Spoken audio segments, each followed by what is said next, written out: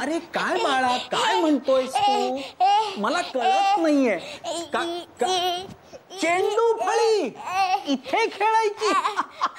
अरे अरे वाड्यावर खूप जागा आहे म्हणून खेळू शकत होतो. इथे इथे नाही खेळता येणार. आपण बैठे खेळ खेळू. कॅरम खेळायचा का? चेंडू फळी नको. अरे अरे अरे अरे प्रथमेश, काय चाललंय तुझं? काय हवंय तुला? अगं वाड्यावर असताना आम्ही भरपूर खेळायचो. त्याला मी गप्प बसलेला पाहवत नाहीये बहुतेक. आजोबांना त्रास देऊ नको. काय अरे इथे का तू क्रिकेट खेळणार आहेस? आणि बाबा तुम्ही त्याच्याबरोबर खेळत होतात. कमाल आहे तुमची. तुम्हाला कुठे लागलं बिगलं असतं म्हणजे? काही झालं नसतं.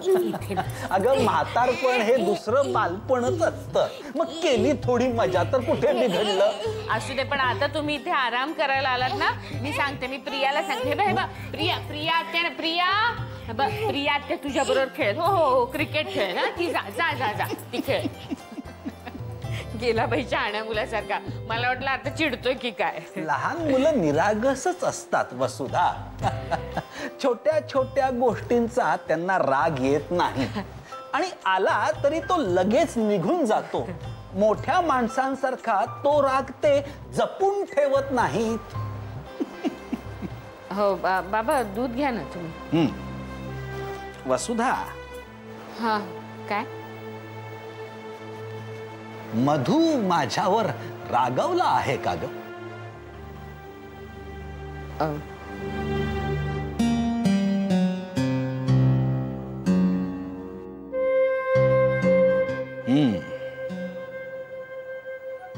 एखाद्या प्रश्नावर आपल्याला शब्द सुचले नाहीत की आपल्याला वाटतं आपण उत्तर दिलंच नाही. पण तसं नसतं वसुधा. मौनानं उत्तर दिलेलं असतं. मौनम सर्वार्थ साधनम. नाही म्हणजे तसं खरंच तसं काही नाहीये बाबा. ते मी तुला आज का ओळखतो वसुधा. आणि मधू तर माझा लेक आहे. त्याला अगदी लहानपणापासून ओळखतो. एखाद्या माणसाविषयी त्यांनी मत बनवलं की ते पुन्हा बदलत नाही. प्रत्येक माणसाची नजर त्याला तसंच जग दाखवते जसा तो असतो. एखाद्या माणसाविषयीचं मत हा चष्मा असतो. कधी कधी तो चष्मा काढून माणसाकडे बघायला शिकावं. हो की नाही?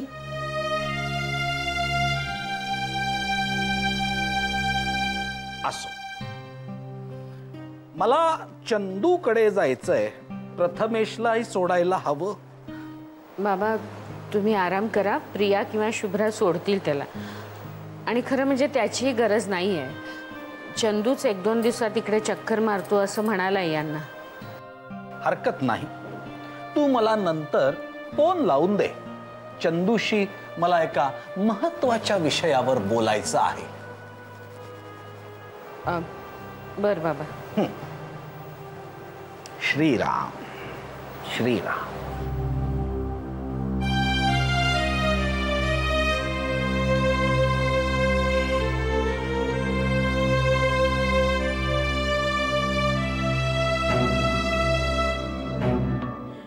ते डॉक्टर जोशी येऊन गेले परत.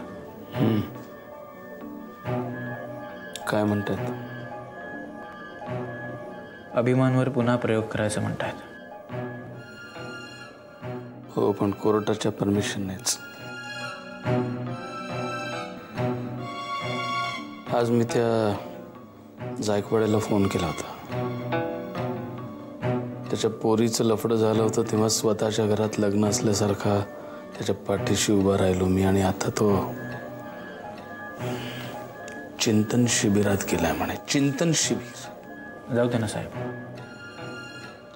डॉक्टर जोशी म्हणाले मागच्या वेळेस सारखं यावेळी सुद्धा पोलीस स्टेशनमध्येच होईल उपयोग. यावेळेस नक्की बोलेल तो. I hope so. पण असा सारखा सारखा प्रयोग करून त्याच्या डोक्यावर परिणाम नाही होणार? नाही साहेब, मला नाही वाटत तसं काय होईल. आणि डॉक्टर जोशींचं प्रोसिजर मला माहिती आहे. इनफॅक्ट मागच्या वेळी माझ्याच चुकीमुळे. नाही ठीक आहे. जर अभिमान बोलला तर पुढे.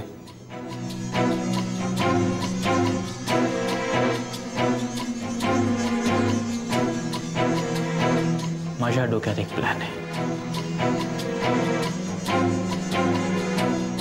काय?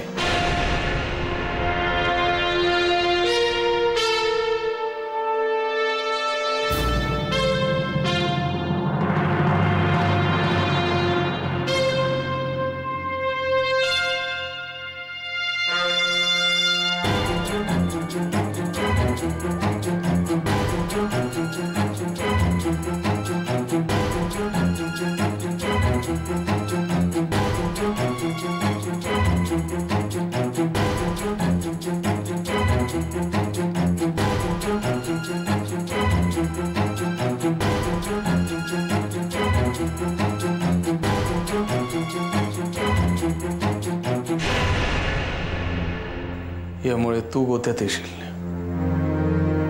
मला त्याची काळजी नाही साहेब. I really don't care. आणि कोणी नसलं तरी तुम्ही माझ्या पाठीशी असालच ना. हे काय बोलणं झालं? बस तर मग. आणि आपल्याकडे दुसरा ऑल्टरनेटिव्ह सुद्धा नाहीये साहेब. हे करायलाच हवं.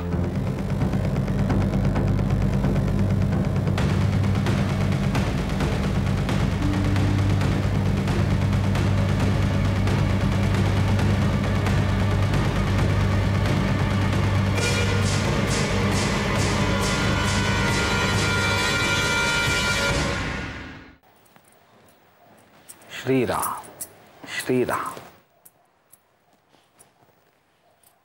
राधा प्रथमेशला सोडायला जेव्हा वाड्यावर आली होती तेव्हा तिने मला चंदूची पत्रिका दाखवली.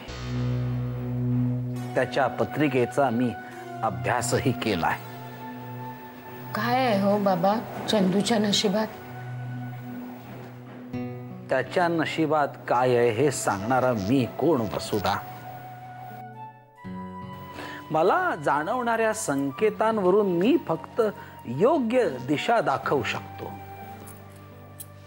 त्या वाटेवर चालणाऱ्याचं कर्मच शेवटी त्याचं नशीब घडवतं.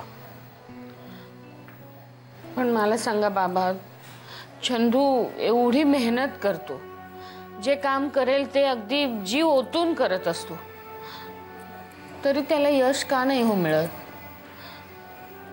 मग आता हा दोष त्याच्या नशिबाचा नाही तर कसला म्हणायचा?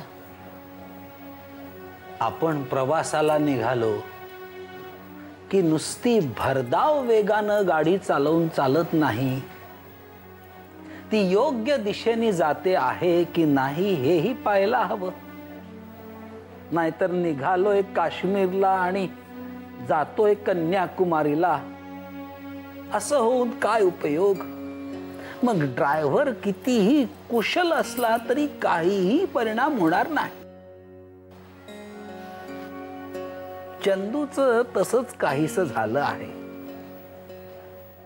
प्रचंड मेहनती आहे पण फळ मिळायची वाट बघत नाही.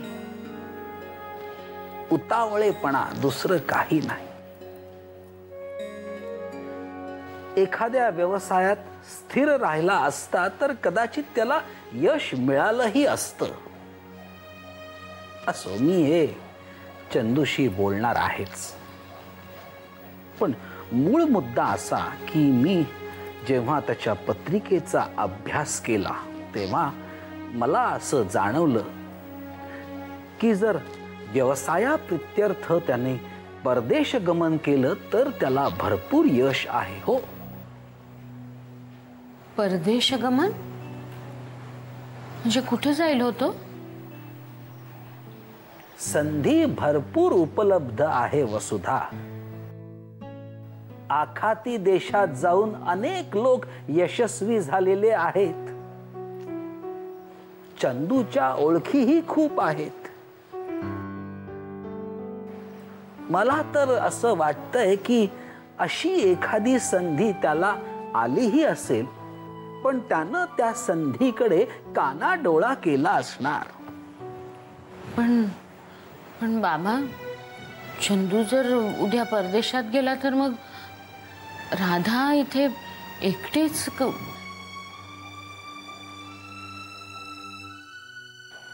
हीच तर आजच्या काळाची शोकांतिका आहे वसुधा.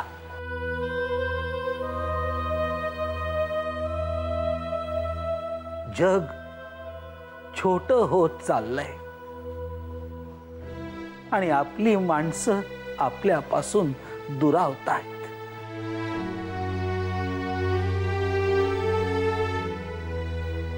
मधु कामानिमित्त मुंबईला आला,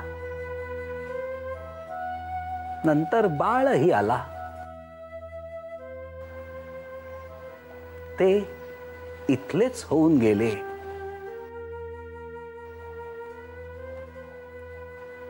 मी माझ्या नकळत वसईच्या वाड्यावर एकटाच राहिलो.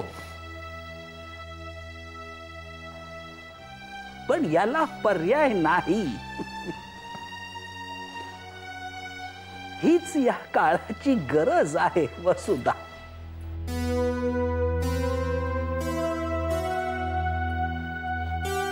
चंदूची चिंता करू नकोस तू. उशिरानं मिळालेलं यश थांबतं, टिकतं, तेच स्थिरावतं.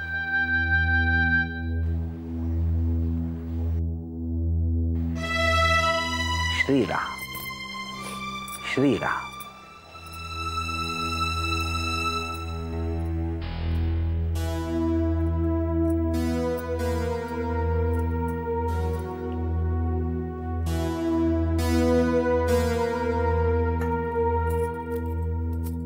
अहो अहो, ऐकता का? 38 वर्ष झाली की. काय नाही, ऐकतोच आहे. 38 वर्ष गेली. असं का? नुसतं ऐकताय वाटतं. आणि तुम्ही ऐकवता ते मी नाही ऐकवलं कधी? तुला काहीतरी माझ्याशी बोलायचं आहे ना? का आता का स्वतःवर आलं की लगेच? हा, तू काहीतरी सांगणार होतीस ना मला? सांगते, ऐका ना. बाबा म्हणाले की त्यांनी चंदूची पत्रिका पाहिली. चंदूच्या नशिबामध्ये खूप यश आहे. अरे व्हेरी गुड, उत्तम, फर्स्ट क्लास, क्या बात आहे. पण त्याला मेहनत करावी लागेल, असंच ना? काय असं माहितीये वसुधा तुला? हेच गेल्या 38 वर्षात माझी 38 वाक्य सुद्धा पूर्ण ऐकून घेतलेली नाहीत तुम्ही. सारखं मध्ये बोलायचं. बाबा म्हणाले चंदूला जर यश मिळवायचं असेल तर त्यांनी परदेश गमन करायला हवं. परदेश गमन? हो, म्हणजे फॉरेनला जर चंदू गेला तर. परदेश गमन या शब्दाचा अर्थ मला कळतो, पण चंदू तिकडे जाऊन काय करणार आहे? त्याला कशी नोकरी मिळणार? तरी शिक्षण नाही, काही नाही. अहो, असं काय बोलताय तुम्ही? एवढे लोक जातात परदेशात, कितीतरी वर्ष जाऊन राहतात सुद्धा. सगळे काय खूप शिकलेले असतात काय? अगं, ते जे लोक जातात ते तिकडे जाऊन काय करतात हे माहितीये का तुला? ते काय भल्या मोठ्या पगाराची नोकरी नाही करत. ते तिकडे कुठे जातात, टॅक्सी चालवतात, लिफ्ट पण बनतात, कुठेतरी कानाकोपऱ्यातल्या एरियामध्ये जाऊन पेट्रोल पंपावरती पेट्रोल भरतात नाईट शिफ्टला. हे असं नसतं. चंदूला असं पाठवायचंय का? अहो, तुमचं म्हणजे ना एकदम टोकाला जाता तुम्ही. चंदूला चांगली नोकरी का नाही मिळणार? हे बघ वसुधा, मी तुला खरं सांगतो, मला याच्यातलं हे काही पटत नाही. आधीला आपण इथे परत का बोलवलं होतं? अमेरिकेत होता ना तिकडे, का बोलवलं? आपल्याला इथे त्याच्या अजून करमत नाही म्हणून, बरोबर? चंदू अजून करमणार आहे का?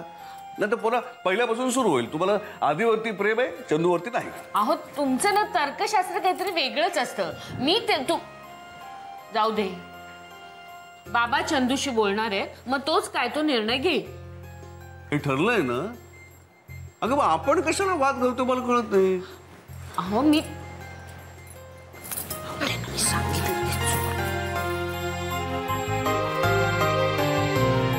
सो जा राजकुमारी जा सो जा मैं बनिहाल. बरं का इन्स्पेक्टर, तुम्ही मनीषाच्या आईंना कधीही आणू शकता तुमच्या आणि त्यांच्या सवडीनुसार. ठीक आहे आजोबा, मी फोन करतो त्यांना. पण मी नाही येऊ शकणार. का बुवा? आजोबा, मधुसूदन शास्त्र्यांच्या घरी विक्रांत भोसले म्हणजे व्हाईट हाऊसमध्ये बिन लादेन.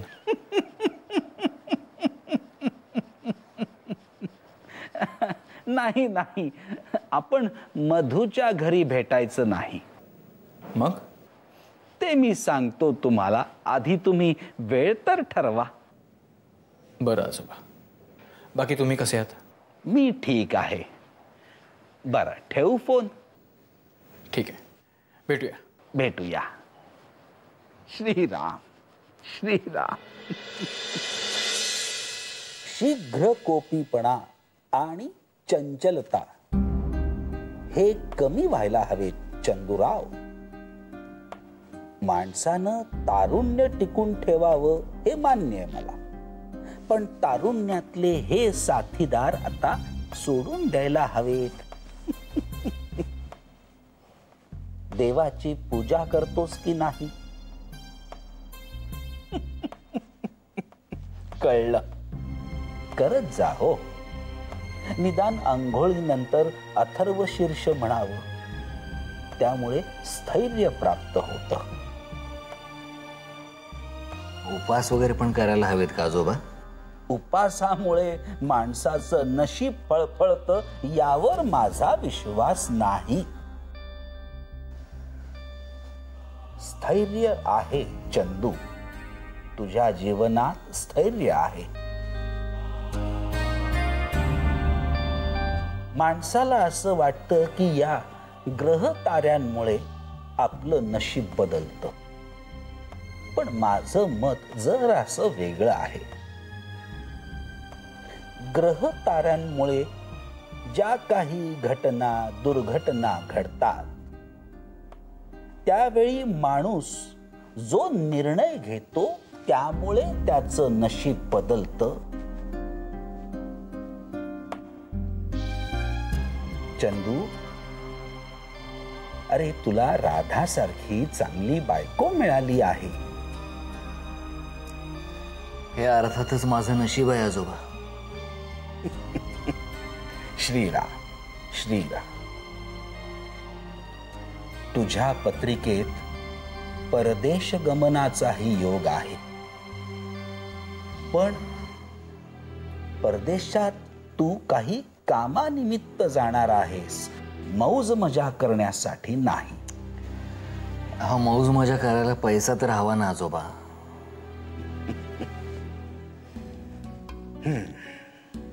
बर, मला तुझ्याशी एका महत्वाच्या विषयावर बोलायचं आहे. किंबहुना परवानगी हवी आहे. परवानगी?